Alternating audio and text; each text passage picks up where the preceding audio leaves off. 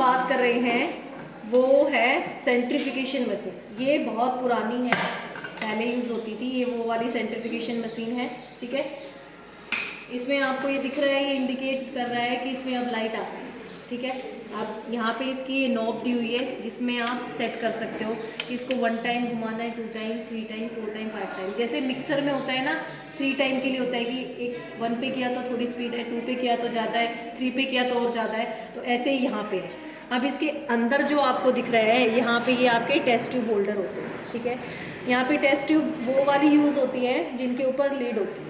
ठीक है, यहाँ पे वो वाली सेंट्रीफ्यूज ट्यूब यूज़ होती है जिसके ऊपर लीड होती है, लेकिन मैं आपको दिखाने के लिए सिर्फ ये दिखा रही हूँ कि आप यहाँ पे ऐसे 4 इसमें जो कॉलम है उसमें आप ऐसे टेस्ट ट्यूब रख सकते हैं, अपना सैंपल लोड करेंगे और अब हम इसको घुमाएंगे। अगर मैं 1 पे घुमाती हूँ तो ये इतना घूम रहा है, 2 पे घुमाऊँगी तो और तेज़ घूमेगा। ठीक है, इसमें आप अपना कोई भी जो मटेरियल है वो इसमें आप सेंट्रीफ्यूज कर सकते हो।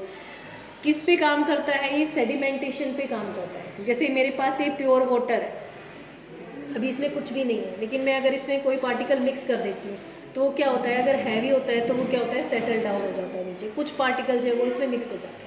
तो हम अगर कोई भी प्लांट सैंपल या कोई मिक्सचर यूज़ करते हैं तो हम क्या करते हैं, जब वो इसके अंदर सेंट्रीफ्यूज होता है तो इसमें क्या होगा, ग्रेविटी के बेसिस पे हैवियर पार्टिकल पहले सेटल डाउन हो जाएगा, जो लाइट वेट का वो बाद में सेटल डाउन होगा। तो जो नीचे जो पार्टिकल सेटल डाउन हो जाते हैं उसको हम बोलते हैं पैलेट। ठीक है, ऊपर जो रहते हैं उसको बोलते हैं सस्पेंशन।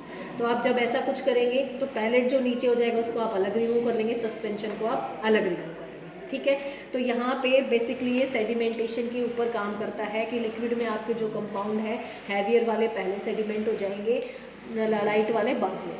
ठीक है, और फिर आप उनको रिमूव कर लेंगे। ठीक है, तो ये यहाँ पे आरपीएम के बेसिस पे मूव करता है, कितने आरपीएम पे, और ये इसकी स्पीड आप जैसे बढ़ाएंगे वैसे इसकी स्पीड क्या होगी, बढ़ती जाएगी। ठीक है, अब इसमें बेसिक एक क्या है, यहाँ पे आपको 4 टेस्ट ट्यूब होल्डर दिख रहे हैं, यहाँ पे 4 दिख रहे हैं, तो चारों आप अगर मान लीजिए अगर आप 4 सैंपल ले रहे हैं तो चारों सैंपल इक्वल अमाउंट के होने चाहिए। अगर 5 ml यहाँ है तो 5 ml यहाँ, 5 ml यहाँ, 5 ml यहाँ। ठीक है, लेकिन अगर आपके पास 2 ही ट्यूब है, आप 2 ही सेंट्रीफ्यूज ट्यूब यूज़ कर रहे हैं, तो आप क्या करेंगे, साइड की दोनों ट्यूब निकाल देंगे और दोनों में 5-5 रख देंगे।